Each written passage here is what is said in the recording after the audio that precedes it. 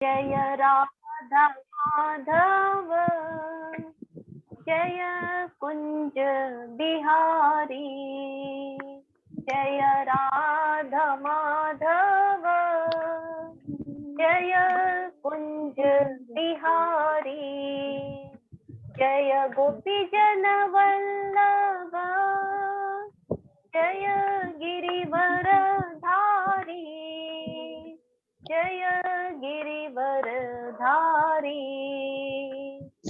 यशोदानंदन व्रज जन रंजन, यशोदानंदन व्रज जन रंजन, यमुना तीर वनचारी, यमुना तीर वनचारी, जय राधा माधव जय कुंज बिहारी, जय राधा माधव जय कुंज बिहारी।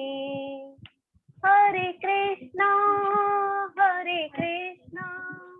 कृष्णा कृष्णा हरे हरे, हरे रामा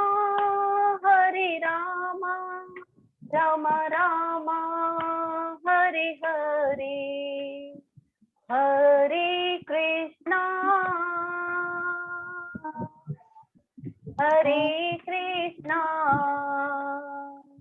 कृष्णा कृष्णा हरे हरे, हरे राम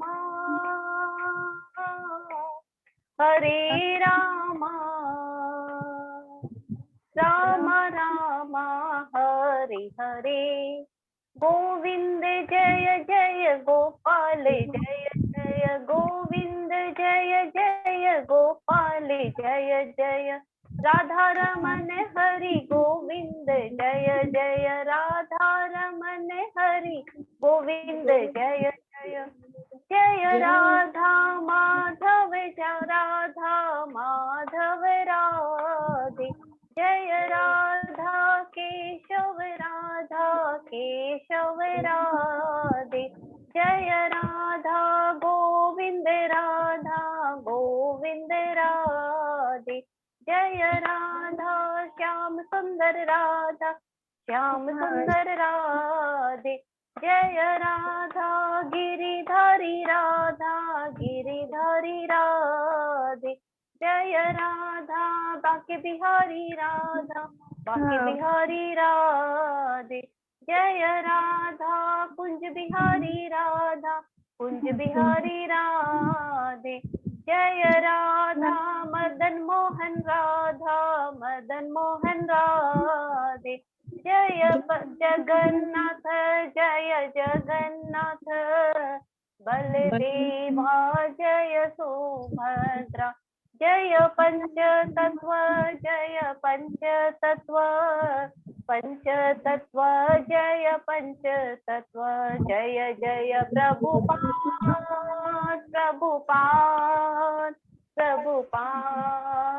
प्रभुपाद, जय जय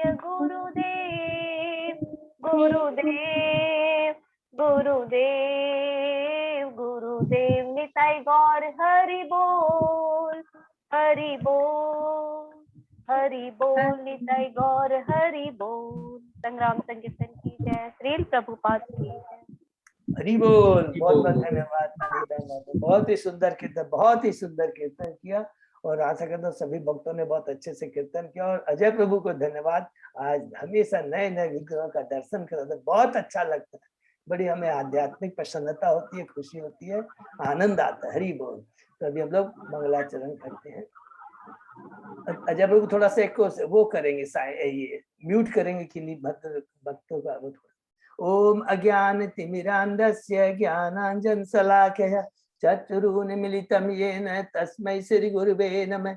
श्री चैतन्य मनोभीष्टं स्थापितं येन भूतले स्वयं रूप कदा मह्यं ददाति स्वपदान्तिकं वन्देऽहं श्रीगुरु श्रीयुतपदकमलं श्रीगुरु वैष्णवांश्च श्रीरूपं साग्रजातं सहगना रघुनाथं वितं तं सजीवं स्वाद्वैतं सावभूतं परिजं सहितं कृष्ण चैतन्य देवं श्री राधा कृष्ण पादान सहगना ललिता श्री विशाखान्वितांश्च च नमो ओम विष्णुपादाय कृष्ण प्रेष्ठाय भूतले श्रीमते भक्ति वेदांत स्वामिनि इति नामिनि नमस्ते सरस्वती देवे गौरवाणी प्रचारिणि निर्विशेषा शून्यवादी पाश्चात्य देशतारिणि वाञ्छा कल्पतरुभ्यश्च कृपा सिन्धुभ्येव च पतितानां पावनेभ्यो वैष्णवेभ्यो नमो नमो महावदान्याय कृष्ण प्रेम पदायते कृष्णाय कृष्ण चैतन्य नामने गौरतिसे नमः हे कृष्ण करुणा सिंधु दीन बंधु जगतपते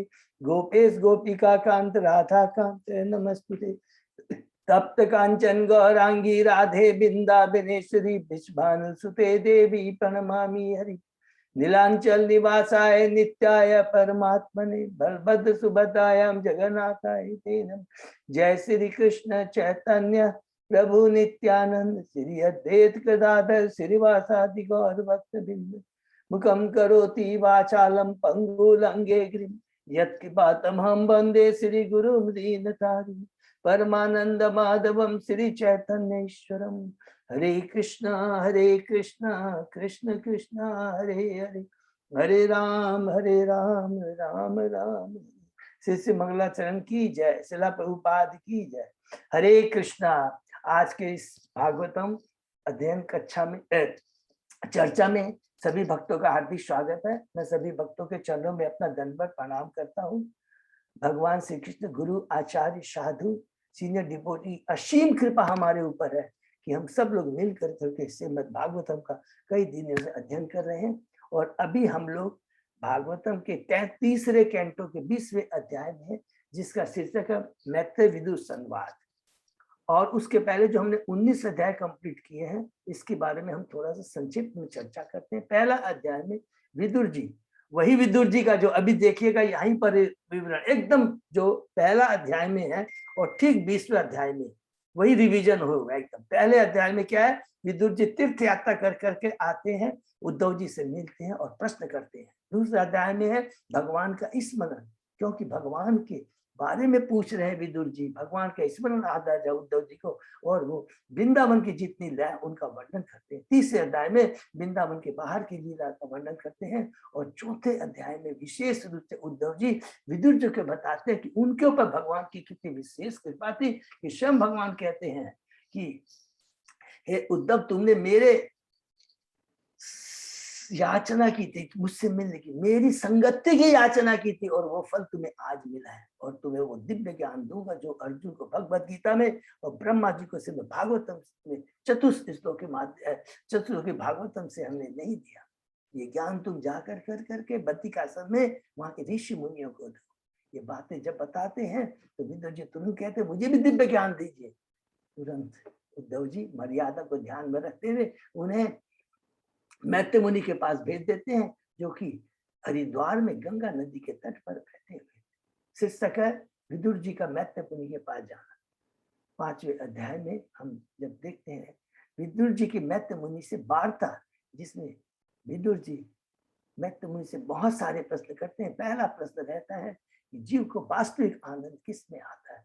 भगवान के नाम में, भगवान के भक्ति में ही हमारे जीवन की सफलता है, मनुष्य जीवन की सार्थकता है, और उससे दिव्य आनंद की प्राप्ति। भौतिक जगत तो दुखालय है, धोखा देता है।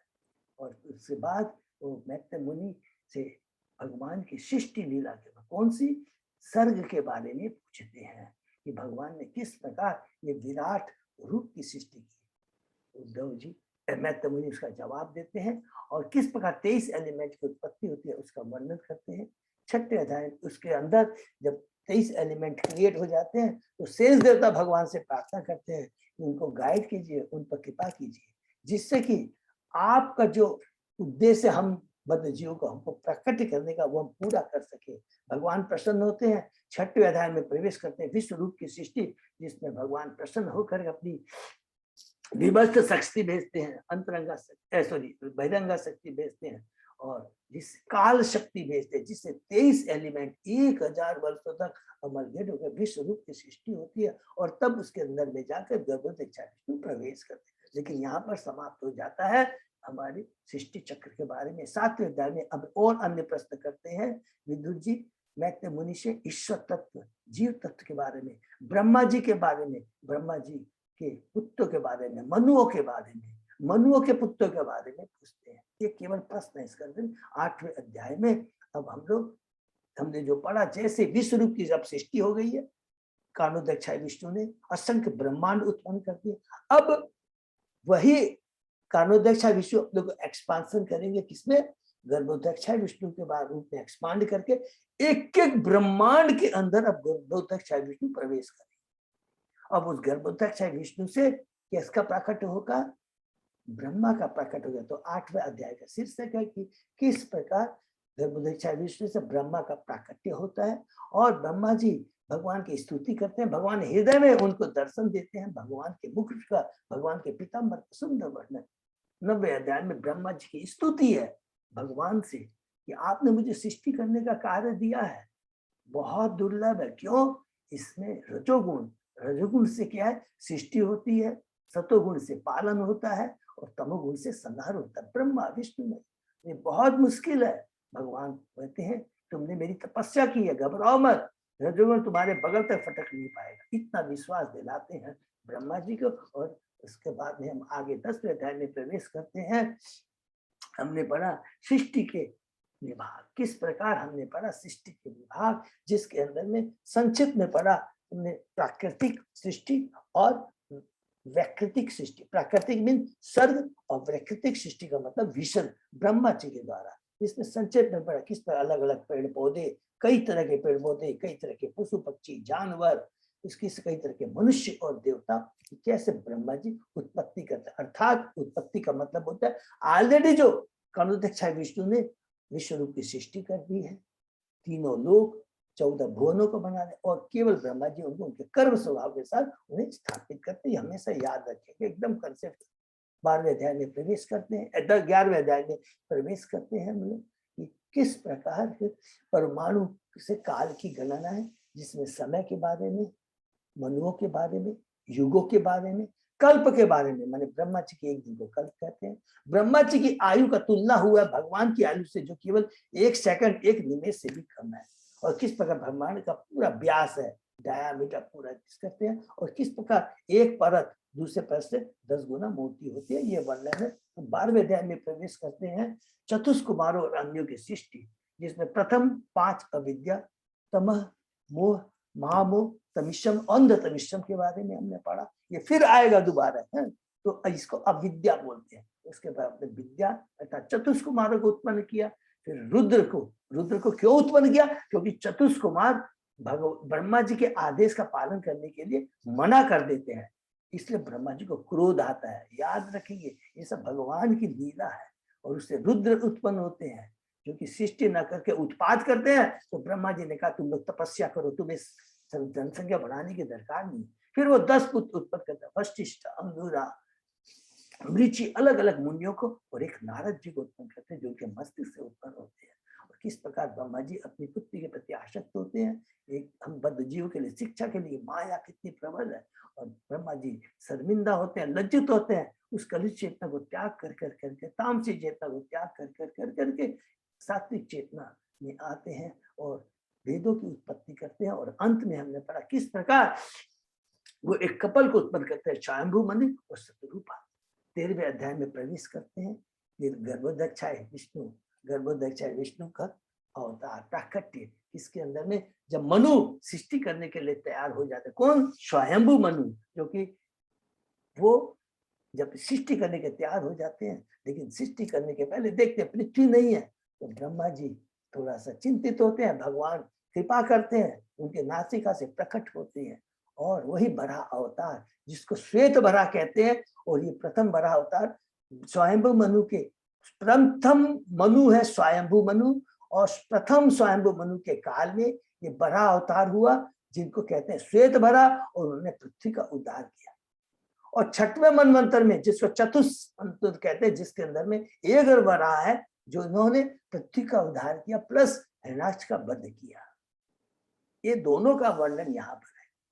14वें अध्याय में प्रवेश करते हैं। किस प्रकार संध्या काल में दीदी ने गर्भ धारण होता है, गलत समय में संभोग करने के चलते कश्यप मुनि और दीति से दो असुर उत्पन्न गर्भ धारण करते हैं। दीति के गर्भ धारण, और जब दीति को पता लगता है कि उसके पुत्र गर्भ में असुरों ने जन्म लिया है, असुर जन्म लेने वाले हैं, कश्यप बहुत चिंतित हो जाती है, बहुत पश्चाताप करती है। कश्यप मुनि कहते हैं तुमने पश्चाताप किया, पश्चाताप की अग्नि में बड़े बड़े पाप नष्ट हो जाते हैं। माया बहुत प्रबल, गलती हो सकती है, गलती का पश्चाताप करना चाहिए, भगवान के प्रति समर्पित होना चाहिए, देवताओं के प्रति, वैष्णव के प्रति समर्पित हो। ये सारे गुण तुम्हारे में है, इसलिए तुम्हें चिंता मत करना। तुम्हारे पुत्र जरूर असुर होंगे, लेकिन भगवान द्वारा उनका मुक्ति होगी। और इतना ही नहीं, तुम्हारा जो पुत्र होगा वो कि प्रहलाद भगवान का परम भक्त होगा। ये कहकर के उनको सांत्वना देते हैं। उसके बाद में 15वें अध्याय में प्रवेश करते हैं। भगवान के ईश्वर के साम्राज्य का वर्णन, कि जैसे ही दीति के गर्भ में असुर आते हैं, पूरा वातावरण कलुषित हो जाता है, देवता घबरा जाते हैं और वो सीधा जाते हैं किसके पास, अपने पिता के पास, ब्रह्मा के पास जाते हैं। जो बुद्धिमान व्यक्ति होता है, जब भी कोई डाउट होता है, किसी तरह का भ्रम होता है, इधर उधर नहीं भटकते हैं, सीधा वो प्रामाणिक गुरु के पास जाते हैं। एकदम हमेशा शिक्षा, एक एक चीज में शिक्षा है। तुरंत ब्रह्मा जी के पास जाते हैं, जो कि भगवान के प्रथम जीव है, परंपरा से है। ब्रह्मा जी उनको पूरी बात बताते हैं। शुरू होता है यहाँ से कि किस प्रकार उनके प्रथम पुत्र चतुष्कुमार, जो कि ब्रह्मचारी रहना चाहते हैं, वो भगवान के भौतिक जगत के पूरे 14 भुवनों को पार करते हुए कहाँ चले जाते हैं, बैकुंठ के द्वार पे चले जाते हैं। बैकुंठ में प्रवेश नहीं करते, याद रखेंगे, और वो निर्विशेषवादी है। जैसे 7वें गेट में जाते हैं, जय विजय जो भगवान के द्वारपाल है उन्हें रोक देते हैं। वो क्रोधित हो जाते हैं, परम वो भक्त नहीं, अभी तुरंत गुस्सा आ जाता है। लेकिन द्वारपाल शांत रहते हैं, क्योंकि वो भक्त है, सदैव सदोगुण में रहते हैं। ये दोनों में फर्क होता है। जो कोई परम योगी हो सकता है, लेकिन जो भक्त है, दोनों में बहुत अंतर होता है। दुर्वासा मुनि है, परम योगी है, लेकिन अमरीश महाराज जैसे महान नहीं, क्योंकि अमरीश महाराज परम योगी है, परम ज्ञानी है, परम त्यागी है, परम सन्यासी है। लेकिन ये गुण परम योगी में नहीं होते हैं, याद रखेंगे। दुर्वासा तुरंत वो क्रोधित हो जाता है, चतुष्कुमार, लेकिन वो दो द्वारपाल क्रोधित नहीं होता है, चरणों में पड़ जाता है। हे ब्राह्मणों, आपसे के प्रति आपके चरणों में मेरा अपराध हुआ है, क्षमा कीजिए। आपने हमें कहा कि तुम लोगों को पतन होगा, भौतिक जगत में तुमको जाना पड़ेगा, स्वीकार है, लेकिन एक ही प्रार्थना है, भौतिक जगत में जाकर भगवान के मेरे प्रभु का स्मरण बना रहे, ये कृपा है। तुरंत भगवान वहां जाते हैं। जब वार्ता खत्म होती है, भगवान तैयार रहते हैं। ये तो भगवान की लीला है। स्वयं भगवान लक्ष्मी को लेकर के पैदल आते हैं, और चतुष्कुमार जो कि ब्राह्मण है, उनको पूरा कहते हैं कि अरे, जैसे ही चतुष्कुमार को देखते हैं, चतुष्कुमार भगवान को देखते हैं, उनकी चेतना में परिवर्तन आ जाता है। वो निर्विशेषवादी से भगवान के परम भक्त बन जाते हैं, क्योंकि भगवान के चरणों का दर्शन, भगवान के चरणों पे अर्पित तुलसी की सुगंध को देखकर चेतना में परिवर्तन आ जाता है, सारी कलुषितता निकल जाती है, और भगवान को ग्लोरीफाई करते हैं कि अरे, आप हम लोग को दर्शन दिए हैं, लेकिन चूंकि हम जो निर्विशेषवादी उनको दर्शन नहीं देते, और हमारे में भक्ति जागृत हुई है। क्यों जागृत हुई है? 2 कारण है। कि पहला का सबसे एक ही कारण है कि हमने ब्रह्मा जी, आपके प्रथम जीव है, जो आपके परम भक्त है, उनसे हमने आपके बारे में सुना था, लेकिन हमने देखा नहीं था, सबको विश्वास नहीं था, लेकिन चूंकि उनसे सुना था, और भगवान के परम भक्त से जो एक बार सुनता है, 110% उसकी चेतना में परिवर्तन आ जाता है। तो जैसे उन्होंने भगवान को देखा, उनकी चेतना में परिवर्तन आ गया, और वह भगवान के परम भक्त हो गए, निर्विशेषवादी थे, वे सर्वेशवादी हो गए, सुगुणवादी हो गए, और भगवान को ग्लोरीफाई करते हैं। कि इंद्र और ब्रह्मा का भी जो पद है, वो तो केवल टेम्परेरी है, सबकी मृत्यु होती है। आप भक्ति के द्वारा ही जाने जा सकते हैं। निर्विशेषवादियों को, जो कि होते हैं मायावादी को, आप दर्शन नहीं देते। 16वें अध्याय में प्रवेश करते हैं।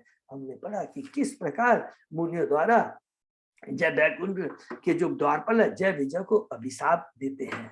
बहुत सुंदर वर्णन है कि किस प्रकार अब वहां भगवान अपोलाइज करते हैं, चतुष्कुमारों को अपोलाइज करते हैं कि मेरे भक्तों से गलती हुई है, उनकी गलती मेरी, मैं अपनी गलती मानता हूँ, और मेरे में जितने भी ये योग्य गुण है कि मेरे चरणों में गंगा टच करते ही पवित्र इतनी हो जाती कि तीनों लोगों को पवित्र कर देती है।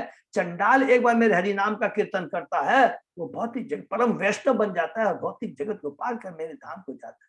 मेरे में ये ऐश्वर्य सारे गुण आए हैं, इसलिए है क्योंकि मैं अपने भक्तों का सेवक हूँ, मैं सदैव अपने भक्तों के हृदय में रहता हूँ। चतुष्कुमार शर्मिंदा हो जाते हैं भगवान की इतनी नम्रता को देख कर करके, कहते हैं कि हे प्रभु, ये तो आपकी लीला है, ये तो हम बद्ध जीवों को आप शिक्षा देने के लिए इस तरह की लीला करते हैं।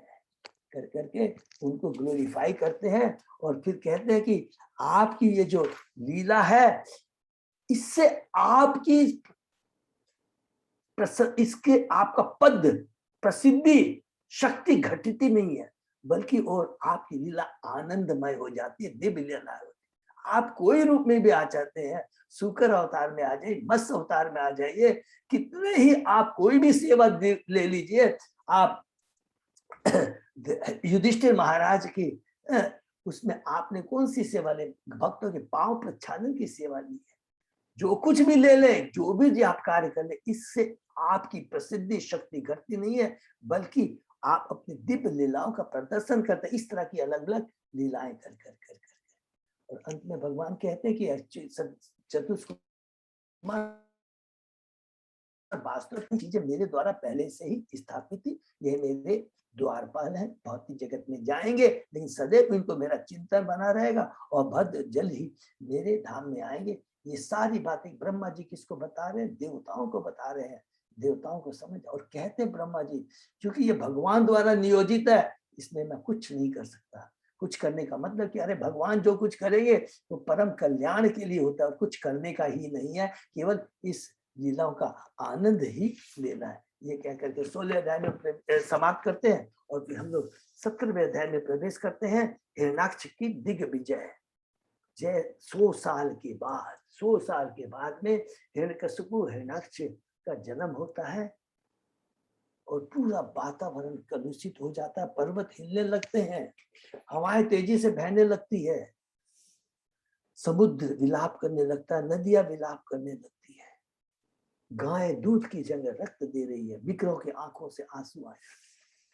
इतना क्रूर वर्णन, कठोर वर्णन है। देखिए, असुर प्रवृत्ति, असुर वातावरण, असुर लोगों का संग करने से कितना, और वही शुद्ध भक्तों का संग करेंगे अगर भगवान का आविर्भाव होता है। हमने पढ़ा चैतन्य महाप्रभु भगवान श्री कृष्ण जब धरा पे आते हैं तो टोटल वातावरण पूरा शुभमय हो जाता है, चारों तरफ आनंद ही आनंद होता है। ये हमेशा इम्पोर्टेंट। और किस प्रकार हिरण्याक्ष अपने भाई को हिरण्यकशिपु को प्रसन्न करने के लिए स्वर्ग लोग जाता है, उन कहीं नहीं मिलता है तो समुद्र में जाता है और वहां पर वरुण की राजधानी विभावरी में जाकर किस प्रकार वरुण को प्रोभोग करता है। वरुण भगवान सतोगुण लेवल पर है, एक पूर्ण सतोगुण में नहीं है, प्योर सतोगुण में नहीं है, थोड़े तो मिक्सचर है। तो एक बार तो उनको क्रोध आता है, लेकिन फिर अपने को बस में कर करके कहते हैं कि मैं तो इसके योग्य नहीं हूँ। अगर वास्तव में तुम युद्ध का आनंद लेना चाहते हो तो तुम बराह भगवान के पास चले जाओ, वही तुम्हारे योग्य है। असली तुम्हारे लिए, तुम्हारा असली योर कमबैट इज ओनली भगवान विष्णु, वही तुम्हारा, उनसे जाकर युद्ध करो। 18वें अध्याय में प्रवेश करते हैं। विष्णु भगवान, बराह भगवान और हिरण्याक्ष का युद्ध, जिसके अंदर हमने पढ़ा कि किस प्रकार वो भगवान को अपशब्द यूज करता है कि आप तो बनगोचर है, मृग है, मूर्ख है, सुराधमा है। भगवान उत्तर में कहते हैं कि यस, हम पशु हैं, तुम जैसे कुत्तों को शिकार करने के लिए हम यहाँ पर अवतरित, यहाँ पर प्रकट हुए। युद्ध होता है, बहुत युद्ध होता है। तुरंत ब्रह्मा जी वहां आ जाते हैं और ब्रह्मा जी कहते हैं कि हे प्रभु, ये तो मायावी है, आप कृपा कर करके इस सर्प तुल्य शत्रु से खेलने की दरकार नहीं है, इससे तुरंत आप मार डालिए। 20वें अध्याय 19वें अध्याय में प्रवेश करते हैं। हिरण्याक्ष का वध, जिसमें भगवान प्रसन्न हो जाते हैं। क्यों प्रसन्न होता है? क्योंकि एक भगवान का भक्त प्रार्थना कर रहा है, तो भगवान तुरंत प्रसन्न हो जाते हैं। और इसमें मारने के पहले हमने पढ़ा कि किस प्रकार भगवान ने अपनी लीला प्रकट करते हैं कि हिरण्याक्ष के गदा को उसी तरह पकड़ लेते हैं जैसे गरुड़ सांप को प्रकट कर लेता है। अपने सुदर्शन चक्र से किस प्रकार उसके त्रिशूल को मार देते हैं और किस प्रकार उसके इंद्रजाल की शक्तियों को तहबह कर देते हैं। और किस प्रकार हिरण्याक्ष अपने बाहुपाश से भगवान को पकड़ना चाहता है, लेकिन वो पकड़ नहीं पाता है, क्योंकि भगवान तो सर्वव्यापी है, इतने हैं, तो कैसे वो पकड़ सकता है? नहीं पकड़ सकता। लेकिन जब भगवान की कृपा होती है तो वो पकड़े जाते हैं, अपने छोटे से बक्से में पकड़े जाते हैं। यशोदा माँ के द्वारा वो बांधे जा सकते हैं, नहीं तो भगवान को कौन बांध सकता है? जब भगवान की कृपा होती है तभी ऐसा हो सकता है। उसके बाद में भगवान उसके कनपटी पर मारते हैं, तुरंत वो उसकी मृत्यु हो जाती है। ब्रह्मा जी बहुत खुश होते हैं, इसकी इतनी महान, इसलिए खुद तो प्रशंसा करते हैं किसकी? हिरण्याक्ष की, कि भगवान के हाथों मारा गया। देवता भी प्रसन्न हो जाते हैं और कहते हैं, ये भगवान आपने इसको मारा है, अब हम लोग बड़ी शांति से आपकी भक्ति करते हैं। फिर हमने पढ़ा है कि केवल फलश्रुति पढ़ी है, ये बहुत इंपॉर्टेंट है। फलश्रुति में कि जो भी इस लीला को सुनता है ब्रह्म हत्या जैसे पाप से नष्ट हो जाता है। इतना ही, उसे सारी भौतिक चीजें मिलती है, संपत्ति, ख्याति, आयुष। लेकिन जो भगवान का परम भक्त होता है ये सब चीजों में इंटरेस्ट नहीं लेता, वो केवल भगवान की भक्ति में इंटरेस्ट लेता है। फिर हम लोग 20वें अध्याय में यहाँ पर पूरा समाप्त होता है।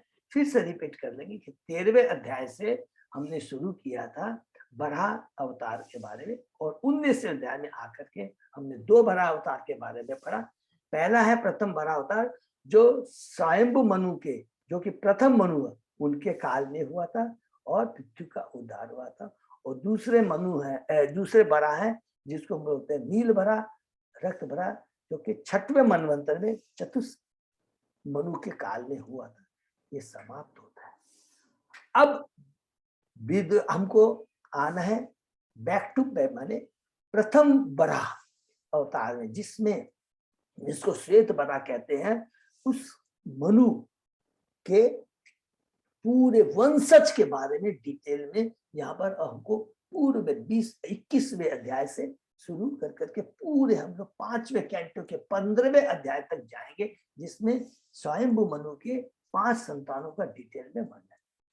ये 21वें अध्याय से शुरू हो रहा है, तो इसलिए अब बैक में चले जा रहे हैं। प्रथम मनु स्वयंभु मनु के संतान के बाद उसके बीच में 20वें अध्याय में रिवीजन होता है।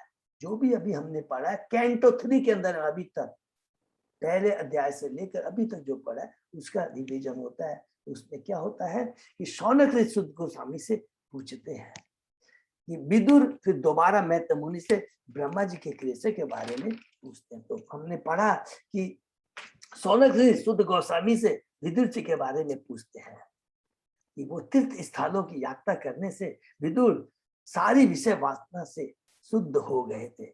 उसके बाद में हरिद्वार पहुंचे, विदुर जी ने मैत्र मुनि से क्या पूछा? ये कौन पूछ रहा है?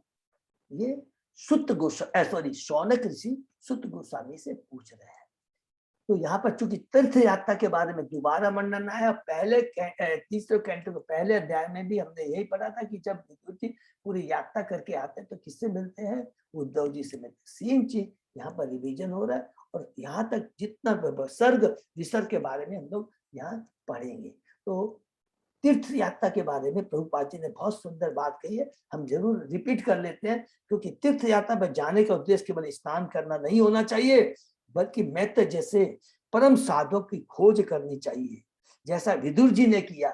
उद्धव जी से खोज की, उद्धव जी से मिले, मैत्र मुनि से मिले। इंपॉर्टेंट। दूसरा, तीर्थ स्थान में रहने वाले लोगों के आचरण पर कभी भी टिप्पणी नहीं करनी चाहिए। जब भी हम लोग जाते हैं, पुरी जी जाते हैं, पुरी जी पंडा के मत देते हैं, अरे ये लोग किस तरह का, नहीं, बहुत बड़ा अपराध हो जाएगा। जगन्नाथ मंदिर में पुरी के पंडित, अरे ये पान खा रहे, बहुत बड़ा अपराध हो जाएगा। उसी तरह हम लोग वृंदावन में जाते हैं तो वहां के भक्तों को के प्रति कोई भी हमारा कॉमेंट नहीं होना चाहिए।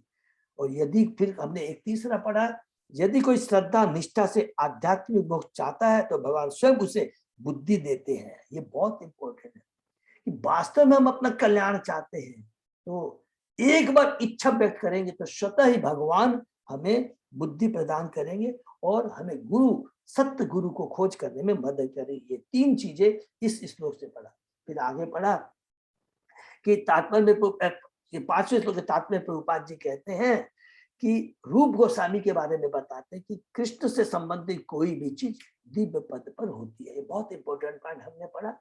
यदि हम अपने सारे कार्यकलाप तथा तालमेल भगवान से बैठा लें तो हम भौतिक पद पर नहीं आध्यात्मिक पद पर स्थित होते हैं। ये बहुत इंपॉर्टेंट बात है, हमको याद रखना है। 5वें श्लोक के तात्पर्य प्रभुपाद जी कहते हैं कि आज हम जितने भी गृहस्थ में भी रह करके भगवान को केंद्र में रखकर सारी अपनी एक्टिविटी को भगवान से जोड़कर करते हैं तो जो चीजों को हम यूज कर रहे हैं वो भी और हमारे सारे कार्य दोनों दिव्य पद पर होते हैं, भौतिक पद पर नहीं होता। अर्थात आज हम गृहस्थ कृष्ण को केंद्र में रख कर करके चाहे बिजनेस करें, चाहे नौकरी करें, कुछ भी करें, हमेशा देखो दिव्य पद पर कहेंगे, क्योंकि हमारा पूरा उद्देश्य है कि कृष्ण की भक्ति प्राप्त करना, कृष्ण के आदेश का पालन करना। ये हमेशा याद रखें। तो हम लोग अपने साधारण नहीं है, प्रभुपाद जी कह रहे हैं, ये प्रभुपाद जी अपने तात्पर्य भी कहते हैं। फिर उसके बाद में सौनक ऋषि शुद्ध गोस्वामी से कहते हैं ऐसा कौन होगा जो भगवान की अमृत लीलाओं को सुनकर तृप्त हो जाए। अर्थात भगवान की जो लीलाएं हैं इतनी दिव्य अमृतमय होती है कि सुनकर कभी भी तृप्ति नहीं होती। भौतिक चीजों में आप कितनी बढ़िया से बढ़िया चीजें, आप ज्वेलरी पहन लीजिए, बढ़िया से बढ़िया गाड़ी, बढ़िया से बढ़िया बंगला, बढ़िया से बढ़िया जगह पे चलिए, बढ़िया से बढ़िया आप भौतिक आइटम खा लीजिए, गारंटी है कि एक बार बोर हो जाएंगे, कहेंगे यार कई बार देख लिया, कई बार पहन लिया। लेकिन भगवान का हरिनाम इतना दिव्य होता है, जितना सुनेंगे उसे सुनने की उत्कंठा और बढ़ती चली जाएगी। ये बात कहते हैं सुत गोस्वामी, सौनक ऋषि सुत गोस्वामी से कहते हैं। उसके बाद में फिर सुत गोस्वामी कहते हैं भगवान ने अपनी देवी शक्ति से सूकर का रूप धारण करके पृथ्वी को समुद्र के गर्भ से ऊपर उठाने की लीला खिलवाड़ करके तथा हिरण्यक को मारने की जो लीला की थी, इसके बारे में कहते हैं जिसे विदुर सुनकर अत्यंत प्रसन्न थे। सूकर की लीला तो यहाँ पर, और फिर याद रखें कि ये कहते तात्पर्य बहुत है, भगवान जब भी इस धरा पर जो सूकर की बात कहें तो सूकर की लीला को सुनकर विदुर जी क्यों प्रसन्न होते हैं, इसके बारे में बहुत इंपॉर्टेंट प्रभुपाद जी ने कहा कि भगवान जब भी इस धरा पर उतरते हैं वे अपनी अंतरंगा शक्ति के द्वारा रूप धारण करते हैं। ये कोई भौतिक नहीं है।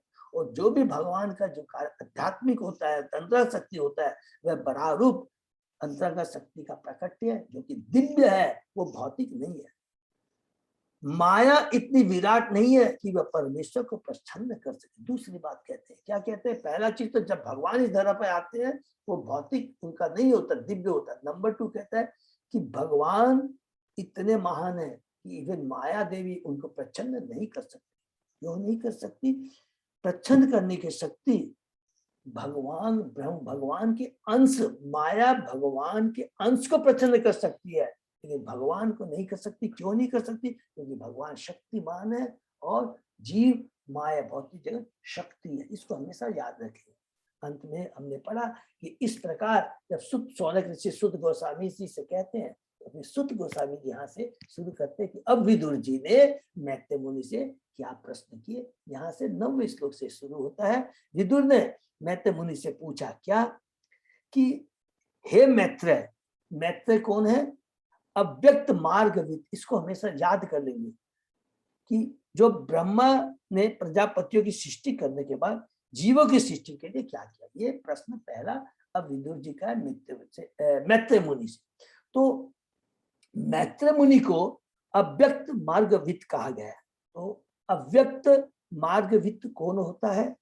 जो भी परंपरा से जुड़ा है वह अत्यंत अव्यक्त मार्गविद होता है। अर्थात ऐसा महापुरुष जो सामान्य बुद्धि से परे सब कुछ जानता है। हरि बोल। जो भगवान का जो शुद्ध भक्त होता है वो सब कुछ जान लेता है। क्यों जानता है? क्योंकि वो भगवान का डायरेक्ट रिप्रेजेंटेटिव होता है और कोई नहीं जानता है। तो यहाँ पर रिपीट यही करते कि हमें केवल शुद्ध भक्तों से मुखार बिनते सारी बातें जानना चाहिए। ये मैत्र मुनि के बारे में आया। उसी तरह ब्रह्मा हमने पढ़ा, परंपरा से हमें जानना चाहिए, बार बार ये चीज आएगी, क्योंकि कलयुग में व्यासदेव जी को मालूम है, आचार्य को मालूम है, कि हम लोग फटक से जब भी कोई मिलेगा, ओ ये तो भगवान की बातें कह रहे हैं, लेकिन देखना है परंपरा से जुड़ा है कि नहीं। अगर जुड़ा नहीं है तो किसी भी हालत में उससे जानने का, सुनने का प्रयत्न नहीं करना चाहिए, कोसों कोसों दूर उससे रहना चाहिए।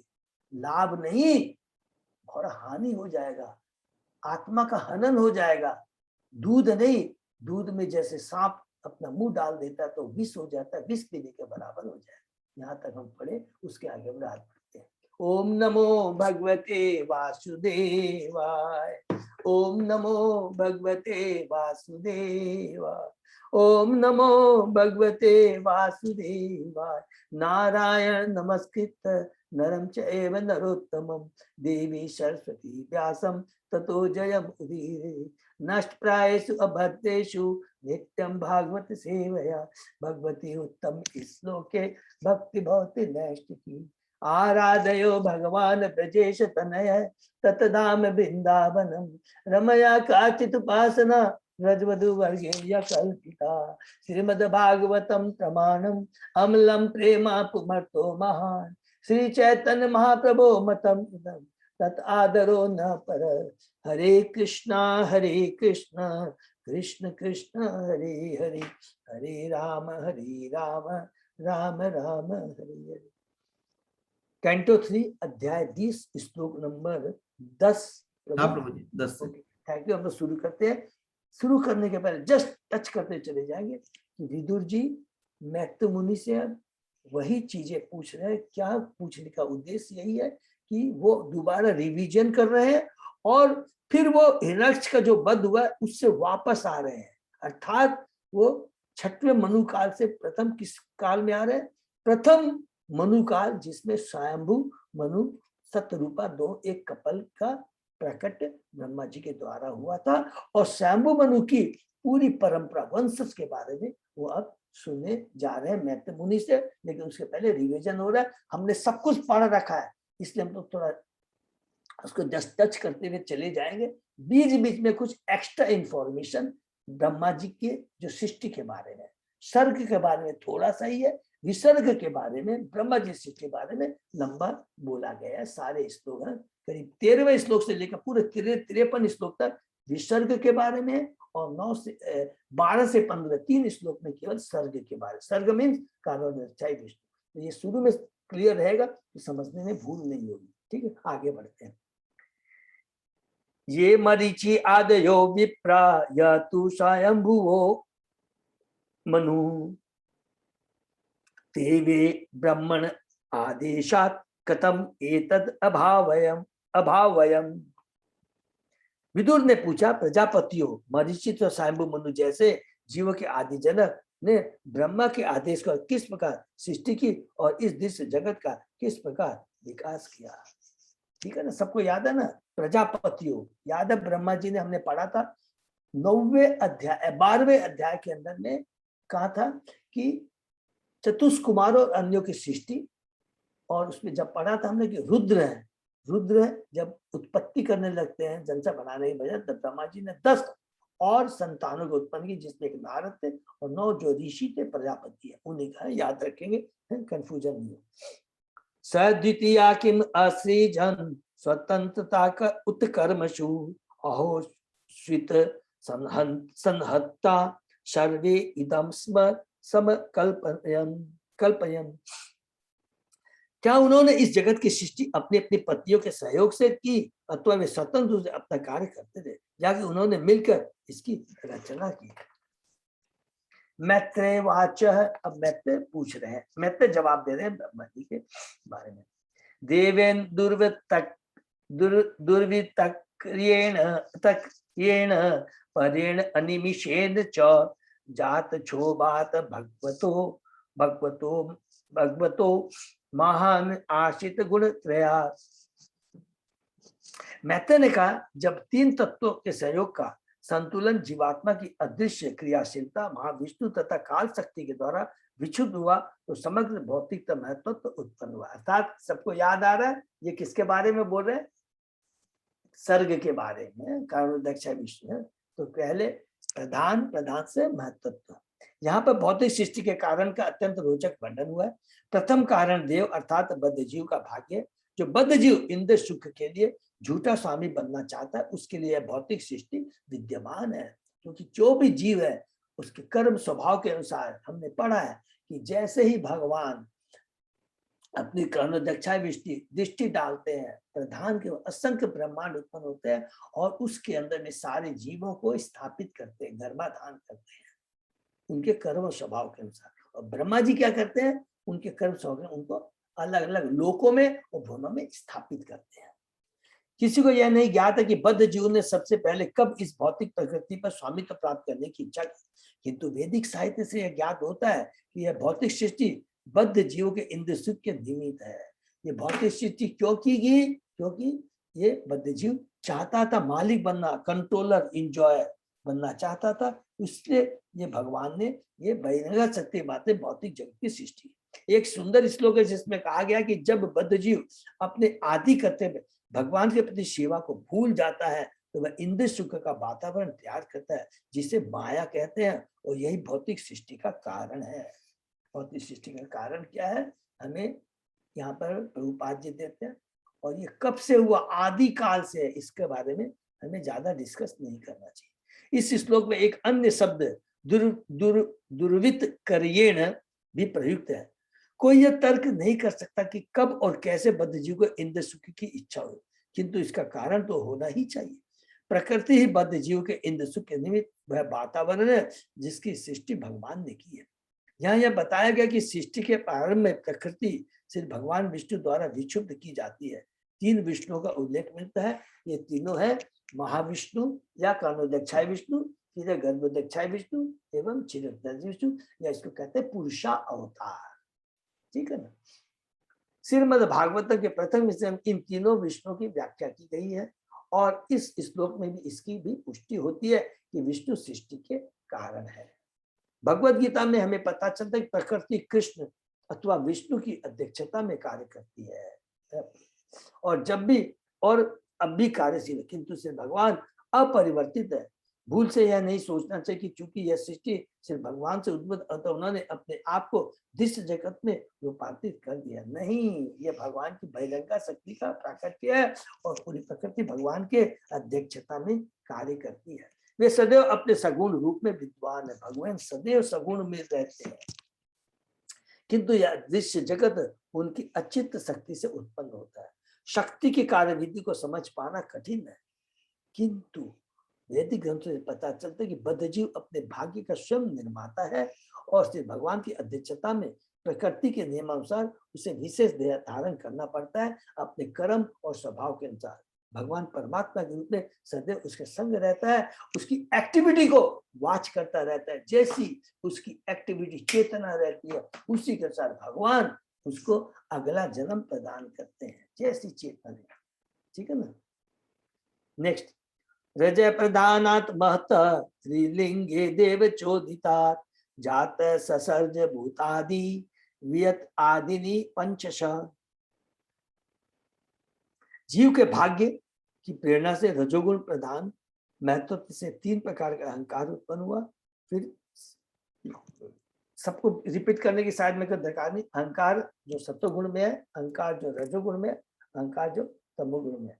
ज्ञान शक्ति, द्रव्य शक्ति, क्रिया शक्ति। ठीक है? जीव के भाग्य की प्रेरणा कर रजोगुण मान महत्व से 3 प्रकार का अहंकार हुआ। फिर अहंकार से 5 तत्वों के अनेक समूह उत्पन्न, जो 23 एलिमेंट बनते हैं। सबको याद है ना? आद्य प्रकृति में 3 गुण होते हैं, जिनसे 5 तत्वों के 4 समूह उत्पन्न होते हैं। प्रथम समूह तात्विक है, जिसमें पृथ्वी, अग्नि, जल, वायु तथा आकाश सम्मिलित है, जब मिथ्याहंकार तमोगुण में होता है। ठीक है? तो 5 एलिमेंट पृथ्वी, अग्नि, जल, वायु, आकाश और तन्मात्रा, इस शब्द, स्पर्श, रूप, रस, गंध। ठीक है ना? 5 तत्व का दूसरा समूह तन्मात्रा कहलाता है, जिसमें सूक्ष्म तत्व ध्वनि, स्पर्श, रूप, स्वाद तथा गंध का बोध होता है। तीसरा समूह 5 ज्ञानेंद्रियों आंख का है, नाक, जीभ तथा त्वचा का है। चौथा समूह 5 कर्मेंद्रियों, जीभ, हाथ, पांव, गुदा तथा लिंग का है। कुछ लोगों का विचार है कि 5 के ऐसे 5 समूह है। 5 तत्व, दूसरा 5 भूत, तीसरा 5 ज्ञानेंद्रिया, चौथा 5 कर्मेंद्रिया तथा पांचवा पंच देवता जो इन विभागों पर नियंत्रण करते हैं। 23 एलिमेंट बनते हैं। जब सतोगुण में होता है मिथ्या अहंकार, ज्ञान, क्रिया, ज्ञान शक्ति से हमने पढ़ा है कि 10 सेंस देवता उत्पन्न होते हैं और माइंड, ठीक है ना, सब याद है। तो मेरे ख्याल से कंफ्यूजन नहीं है। 23 एलिमेंट का हमने बहुत अच्छे से पढ़ा है। किसमें पढ़ा है? कैंटो 2 में हमने पढ़ा है। कैंटो 2 के 5वें और 6ठे अध्याय में, और कैंटो 3 के भी हम लोगों ने 5वें और 6ठे अध्याय में इसके डिटेल में पढ़ा है, ठीक है। तानि च एक एक एक एक सष्टुम असमर्थानि भौतिकम संहत्य देव योगेन हेमम अंडम अवासृजम। अलग अलग ग्रह का ब्रह्मांड की रचना करने में समर्थ होने के कारण असमर्थ होने के कारण वे परमेश्वर शक्ति के सहयोग से संगठित हुए और फिर एक चमकीले अंडे की सृष्टि हुई। हमने पढ़ा था कि जब 23 एलिमेंट की सृष्टि हो जाती है तो 10 सेंस देवता भगवान से प्रार्थना करते हैं, हमारे में कोई समर्थता नहीं है, अब हम पर कृपा कीजिए। तब भगवान अपनी विवश शक्ति भेजते हैं और वो 23 एलिमेंट 1000 वर्षों तक अमलगमेट होने के बाद में शांत रहते हैं और फिर विश्व रूप ब्रह्मांड की सृष्टि होती है और उसके बाद में गर्भोत्कच विष्णु उसमें जाके प्रवेश करते हैं और ब्रह्मा जी का प्राकट्य होता है। हमने पढ़ा था, ठीक है ना, 8वें अध्याय में, ठीक, कैंटो 3 के इसी अध्याय। स अस्यष्ट अब्दि सलीले अंडकोशो निरात्मकः शाग्रम वे वर्ष सहस्रम अन्ववासित तम ईश्वर। यह चमकीला अंडा 1000 वर्षों से भी अधिक काल तक अचेतन अवस्था में कर्णोदक में जल में पड़ा रहा। तब भगवान ने इसके भीतर गर्भोत्कच विष्णु के रूप में प्रवेश किया। हरि बोल। जो कि हम लोगों ने बहुत अच्छे से एकदम कॉन्सेप्ट क्लियर है। कई विश्व रूप असंख्य ब्रह्मांड बनते हैं। 23 एलिमेंट 1000 वर्ष अमृत होने के बाद में, उसके बाद में अब वही कर्णोदक विष्णु जो कि सारे ब्रह्मांड की आत्मा है, अब वो एक के ब्रह्मांड में घुसेंगे, एक के ब्रह्मांड में गर्भोत्कच विष्णु के रूप में प्रवेश करेंगे। तो गर्भोत्कच विष्णु एक ब्रह्मांड की आत्मा है, लेकिन कर्णोदक विष्णु सारे ब्रह्मांड, जितने भी ब्रह्मांड है, जितने भी असंख्य ब्रह्मांड में उनकी आत्मा है। यह चमकीला अंडा एक भगवान ने इसमें भीतर गर्भोत्कच विष्णु के रूप में प्रवेश किया। इस श्लोक से प्रतीत होता है कि सभी ब्रह्मांड कारणों में तैर रहे हैं। तो जितने भी ये जब ब्रह्मांड अस्य ब्रह्मांड इसमें तैरते रहते हैं, कारण सागर के अंदर, कारणव सागर के अंदर वो तैरते रहते हैं। तस्य नाभे अभूत पद्मम सहस अर्क उरु दीधिति सर्व जीव निकाय ओको यत स्वयं अभूत स्वराट। गर्भोत्कच साई भगवान विष्णु की नाभि से 1000 सूर्यों की दीप्ति से प्रकाशित एक कमल पुष्प पर प्रकट हुआ। हरि बोल। यह कमल पुष्प समस्त बद्ध जीवों का आश्रय है और इस पुरुष से प्रकट होने वाले जीवात्मा सर्वशक्तिमान ब्रह्मा थे। तो ब्रह्मा जी के गर्भोत्कच विष्णु के कमल नाभि से कमल नाल निकला, उसमें ब्रह्मा जी का प्रकट हुआ। इस श्लोक से ऐसा लगता है कि पिछले सृष्टि के पहले के पश्चात भगवान के शरीर के भीतर स्थित बद्ध जीवात्मा कमल के रूप में सवार हो उठी। इसे हिरण्यगर्भ कहते हैं। इससे जो प्रथम जीवात्मा प्रकट हुआ वह कौन है? ब्रह्मा था, जो शेष दृश्य जगत की स्वतंत्र रूप से सृष्टि करने में समर्थ है। अब ब्रह्मा जी का प्रकट हो गया तो तुरंत समझ जाएंगे कि इसके पहले सर्ग का बात खत्म हो गई है। तो 3 श्लोक अब ब्रह्मा जी के प्रकट होते याद रखेंगे कि विसर्ग की बात आएगी। ऑलरेडी मैं डिस्कस किया, फिर भी रिपीट कर लेते हैं। कमल को 1000 सूर्यों के प्रकाश से देवी प्रमाण कहा गया है। इससे सूचित होता है कि परमेश्वर की अंश सूर्य जीवात्मा भी उसी प्रकार की होगी, क्योंकि भगवान अपनी शारीरिक कांति को, जिसे ब्रह्म ज्योति कहते हैं, चारों ओर फैलाते हैं। भगवद गीता तथा अन्य वैदिक ग्रंथों में वैकुंठ लोक का जो वर्णन है उसकी इससे पुष्टि होती है। बैकुंठ लोक में न तो धूप, न चांदनी, न अग्नि, न बिजली की आवश्यकता होती है। वहां प्रत्येक लोग सूर्य के साथ स्वतः प्रकाशमान है, भौतिक जगत की तरह नहीं है, स्वतः वो प्रकाशित है। बैकुंठ लोक, बैकुंठ लोक। और भगवान की जो शरीर से निकलती है, जो ज्योति निकलती है, उसको ब्रह्म ज्योति बोलते हैं। और जो निर्विशेषवादी होते हैं, इसी ब्रह्म ज्योति में जाकर करके विलीन होते हैं और ये सोचते हैं कि ब्रह्म ज्योति के अलावा और कुछ नहीं है। उसके बाद में है बैकुंठ लोक है और गोलोक है। सो अनुविष्टो भगवता यसे ते सलिलाशये लोक संस्थाम यथा पूर्वम निर्ममे संस्थया स्वया। जब गर्भोदीक्षाई श्री भगवान ब्रह्मा के हृदय में प्रवेश कर गए तो ब्रह्मा को बुद्धि आई और इस बुद्धि से उन्होंने ब्रह्मांड की पूर्वत सृष्टि प्रारंभ की।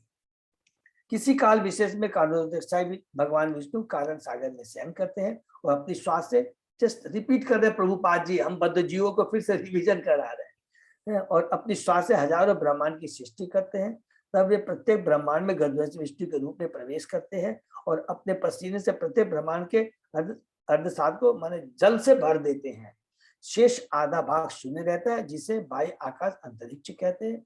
तब उनके उदर से कमल पुष्प प्रकट होता है क्योंकि पूरा गर्भ जो ब्रह्मांड होता है वो अपने पसीने से आधा भर देते हैं और उसमें अंदर लेटते हैं और बाकी खाली रहता है जिसके अंदर सृष्टि होती है। ब्रह्मा जी की उत्पत्ति होती है तब पुनः कर्म क्षीरोदय विष्णु के रूप में भगवान ब्रह्मा समेत प्रत्येक जीवात्मा के हृदय में प्रवेश करते हैं। अर्थात क्षीरोदय विष्णु क्या है? प्रत्येक जीवों की आत्मा है। गर्भोदय विष्णु प्रत्येक ब्रह्मांड के एक एक ब्रह्मांड की आत्मा है और क्षीरोदय सारे ब्रह्मांड की आत्मा। ये बहुत इंपॉर्टेंट पॉइंट है, इसको याद रखें। भगवद गीता के 15वें अध्याय से इसकी पुष्टि होती है। भगवान कहते हैं मैं सबों के हृदय में स्थित हूँ, सर्वस्व चामम हृदय सनित मत स्मृति ज्ञानम पूर्णम। 15वें अध्याय का 15वां श्लोक। कर्म के साक्षी स्वरूप भगवान प्रत्येक जीवात्मा को विगत कल्पांत के पहले के समय जिसकी जो इच्छा थी उससे तदनुसार स्मृति तथा बुद्धि प्रदान करते हैं। यह बुद्धि अपनी क्षमता अथवा कर्म के नियम द्वारा प्राप्त। जैसे हमारे कर्म स्वभाव होता है उस हिसाब से बुद्धि, उस हिसाब से उसको योनि भी प्रदान। पहली योनि, उस हिसाब से शरीर और उसी के हिसाब से बुद्धि जैसी होगी। देवताओं को योनि मिलेगी, चेतना बड़ी ऊंची होगी, बुद्धि महान होगी। मनुष्य की उससे कम है, पशु पक्षी की उससे कम है। ऐसे ही तो हमने पढ़ा ना कि जीव की आच्छादित, सकुचित, मुकुलित, विकसिता, मुकुलिता और पूर्ण विकसिता है। ये हम लोगों ने पढ़ा है कि किस प्रकार की चेतना होती है मनुष्य की, जीवों की, पशुओं की, पौधों की, अलग अलग। ब्रह्मा प्रथम जीवात्मा थे और श्री भगवान ने उन्हें रजोगुण का अधिकारी बनाया। अतः उन्हें बुद्धि प्रदान की गई जो इतनी व्यापक तथा शक्तिशाली है जिससे वे श्री भगवान के नियंत्रण से प्राय स्वतंत्र हो गए। जिस प्रकार उच्च पद वाला मैनेजर किसी संस्थान के मालिक के समान स्वतंत्र होता है, उसी पर यहाँ ब्रह्मा को स्वतंत्र बताया गया है। लेकिन याद रखेंगे पूर्ण स्वतंत्र नहीं है। एक कंपनी का जो प्रेसिडेंट भी है या जो भी कुछ कह लीजिए भाई, लेकिन वो मालिक से ऊपर नहीं है। स्वतंत्रता पूरी है उसको, लेकिन वो मालिक से ऊपर नहीं है क्योंकि ब्रह्मांड को वश में रखने वाले भगवान के प्रतिरूप से भगवान के समान शक्तिमान तथा स्वतंत्र। इसके बारे में ब्रह्मा जी के बारे में भगवान ने ब्रह्मा के भीतर परमात्मा रूप में उन्हें सृजन करने की बुद्धि प्रदान की। अतः प्रत्येक जीवात्मा की बुद्धि उनकी अपनी नहीं होती, इसको नोट कर लेंगे।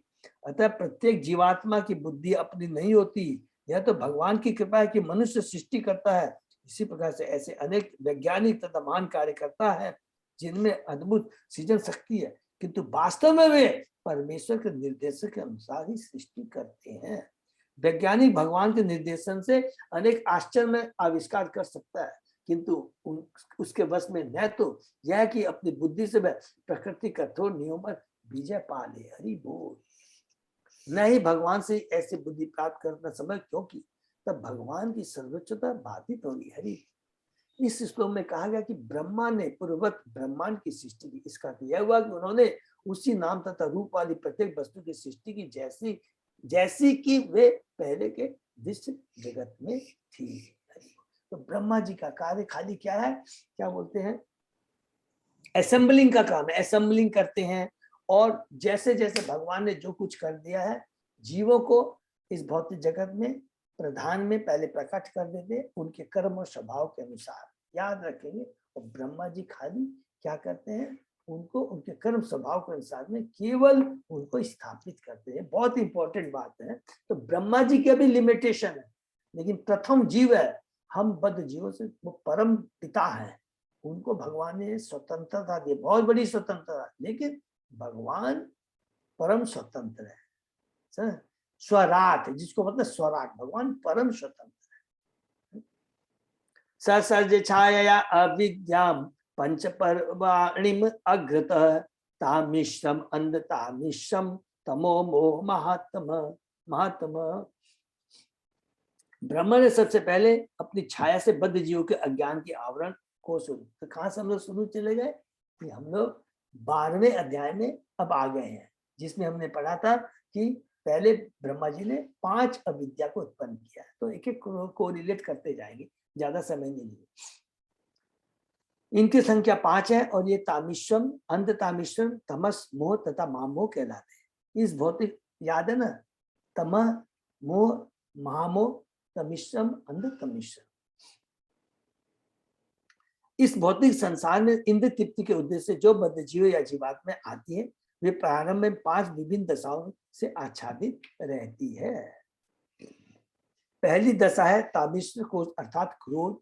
स्वाभाविक रूप से प्रत्येक जीवात्मा को थोड़ी स्वतंत्रता प्राप्त है, किंतु यदि जीवात्मा यह सोचे कि वह परमेश्वर के समान क्यों भोग नहीं करता, या कि उन्हें समान मुक्त भोक्ता क्यों नहीं हो जाता, तो वह यह उस किंचित स्वतंत्रता का दुरुपयोग कहा जाएगा।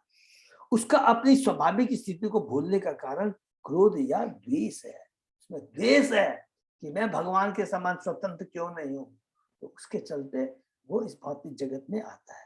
जीवात्मा भगवान का शाश्वत होने के कारण कभी भी भगवान के समान भोक्ता नहीं बनता। भोक्ताराम तपसराम सर्वलोक महेश्वर, भगवान परम भोक्ता है। किंतु जब वह इसे भूल जाता है तो भगवान से समता करने लगता है, तो इस अवस्था दृश्य को तामिश्र कहते हैं। आत्मचिंतन के क्षेत्र में भी जीवात्मा की तामिश्र प्रवृत्ति बनी रहती है। इस भौतिक जीवन के बंधन से छुटकारा पाने का प्रयत्न करते हुए अनेक लोग पर ब्रह्म से तादात्म्य चाहते हैं। उनके दिव्य कर्मों में भी यह तामिश्र की निम्न प्रवृत्ति बनी रहती है। अंध तामिश्र में मृत्यु को परम अंत माना जाता है, अर्थात चेतना जब रहती है उसी के अनुसार से उसका लेबल पशु में, मनुष्य में, अलग अलग योनि में जाता। अंध तामिश्रम मृत्यु को परम अंत माना जाता है। नास्तिक सामान्यतः सोचते हैं कि यह शरीर ही आत्मा है और इस शरीर के अंत होते ही सब कुछ अंत हो जाता है। फलतः जब तक यह शरीर है तब तक वे भौतिक जीवन का आनंद उठाना चाहते हैं। यह सिद्धांत इस प्रकार है, जब तक जीवित रहो तब तक ठाठ भाव से रहो। बड़ी लो ग्रेड की चेतना है। उनको ये बात कहते हैं कि ये भौतिक शरीर ही आत्मा है, जब तक आनंद होता उसके बाद कुछ नहीं होता, सब जाके किसमें मिल जाए, शून्य में मिल जाएगा। सभी प्रकार के पापों को करते हो उस पर ध्यान न दो, अच्छा अच्छा खाओ, मांग कर, उधार लेकर या चुरा कर पेट भरो, और यह न सोचो कि चुराने मांगने से तुम पाप कर्मों में भागी होगी। इस भ्रांत धारणा को भूल जाओ, क्योंकि मृत्यु के बाद सब कुछ समाप्त हो जाएगा। अपने जीवन में जो कुछ किया है उसके लिए उत्तरदायी नहीं है। इस नास्तिकतावादी विचारधारा से मानव सभ्यता विनष्ट हो रही है। यह नित्य जीवन के सातत्य का ज्ञान न होने के कारण है, जिसको ज्ञान नहीं। देखिए कितनी बड़ी बात यहाँ प्रभुपाद जी कह रहे हैं। यह अंध तमिश्रम अज्ञान तमस के कारण है। आत्मा के संबंध में कुछ भी न जानना तमस है, कि मैं शरीर हूं, मैं आत्मा नहीं हूं। यह भौतिक जगत भी तमस कहलाता है, क्योंकि इसके 99% से अधिक जीव आत्मा के स्वरूप से इसको अंडरलाइन करने में देखिए ये कितनी बड़ी बात ये प्रभुपाद जी लिख रहे हैं कि 99% से अधिक जीव आत्मा के स्वरूप से अपरिचित है। सब लोग 99% लोग बोलते हैं कि हम शरीर, हम आत्मा नहीं है, आत्मा से परिचित ही नहीं है। प्राय प्रत्येक व्यक्ति सोचता है कि वह शरीर है, उसे आत्मा से संबंध में किसी प्रकार की सूचना नहीं होती। इस भ्रांत धारणावश वह सदैव सोचता रहता है यह मेरा शरीर है और इस शरीर से संबंधित सभी वस्तुएं मेरी है। ऐसे दिग्भ्रमित जीवात्माओं के लिए विषय सुख ही इस जगत का मूलाधार है। वस्तुतः इस भौतिक जगत में बद्ध जीव विषय जीवन से निर्देशित होते हैं और जो ही उन्हें विषय वासना का अवसर प्राप्त होता है, ये तथाकथित घर, मातृभूमि, संतान, संपत्ति तथा ऐश्वर्य के प्रति आसक्त हो उठते हैं। जो जो ये आसक्ति बढ़ती जाती है, क्यों तो मोह भी बढ़ता जाता है। देखिए कितना सुंदर सीख अविद्या के बारे में बता रहे हैं। और त्यों तो मोह भी बढ़ता जाता है। इस प्रकार मैं तथा मेरा विचार की वृद्धि होती जाती है और जब यह बढ़ जाता है तो सारा संसार मोहग्रस्त हो जाता है, जिससे सांप्रदायिकता, समाज, परिवार तथा राष्ट्रों का जन्म होता है और वे एक दूसरे से झगड़ते रहते हैं। महामोह का अर्थ है भौतिक सुख के पीछे पागल रहना। विशेष रूप से इस कलयुग में प्रत्येक मनुष्य भौतिक सुख की सामग्री ग्रहण करने के लिए दीवाना रहता है। माने इस मटेरियल डेवलपमेंट, उसके पीछे दीवाना रहता है। ये परिभाषाएं विष्णु पुराण में सुंदर ढंग से दी गई है। तमो अविवेको मोह स्यात् अंतकरण विभ्रम महामोह अस्तु विज्ञेयो ग्राम्य भोग सुखे क्षणा मरणम ही अंध तामिशम तामिशम क्रोध उच्यते अविद्या पंच परवेशा प्रादुर्भूता महात्मन। और ये विष्णु पुराण में ये जो हमने पढ़ा अविद्या के बारे में डिटेल में वर्णन है, कहा गया है विष्णु पुराण। विसर्ज आत्म आत्म न कायम न अभिनंदम तमोमयम जगृहु यक्ष रक्षांशी रात्रिम छुत त्रिट समुद्र भवाम। क्रोध के कारण ब्रह्मा ने उस अविद्यामय शरीर को त्याग दिया। इस अवसर का लाभ उठाकर यक्ष तथा राक्षस उस रात्रि रूप में स्थित शरीर पर अधिकार जमाने के लिए कूद फांद मचाने लगे। रात्रि भूख तथा प्यास की साधन है। हमको मालूम है कि क्रोध से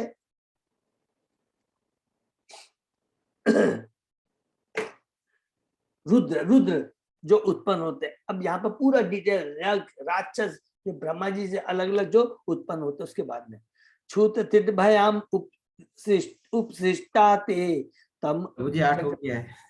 और सॉरी प्रभु ये वाला कर लेते हैं तो यही समाप्त कर देते हैं। हाँ। तो जस्ट जहाँ हम समाप्त करते हैं, जस्ट हम लोग प्लीज बड़ा फास्ट से जाएंगे है? क्योंकि जस्ट ये पूरा जो ब्रह्मा जी की सृष्टि के बारे में करते करते कि कैसे चतुष्कुमार, फिर किस प्रकार रुद्र, किस प्रकार 10 पुत्र, किस प्रकार अलग अलग का वर्णन करके हम लोग कहाँ पे पहुंच जाएंगे लास्ट में। ब्रह्मा जी लास्ट में जो हमने पढ़ा था 12वें अध्याय में एक कपल को उत्पन्न करते हैं जो स्वयंभू और शतरूपा है। और वहां से फिर हम लोग 21वें अध्याय में प्रवेश करेंगे तो वहां से स्वयंभू मनु की 5 संतानों के बारे में हम लोग पूरा डिटेल में वर्णन करें सुनेंगे।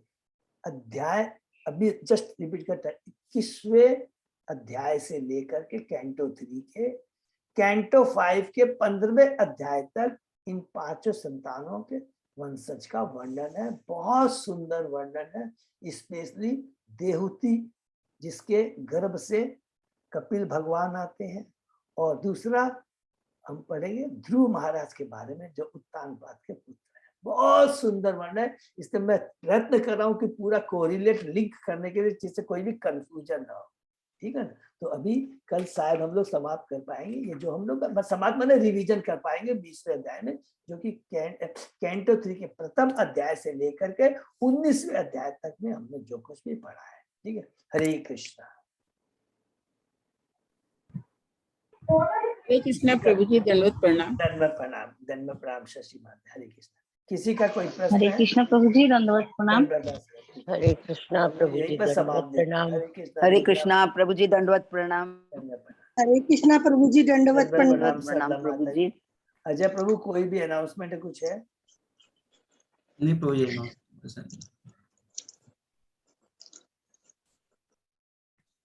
हरि बोल। यही विराम देते हैं प्रभु जी सेशन को।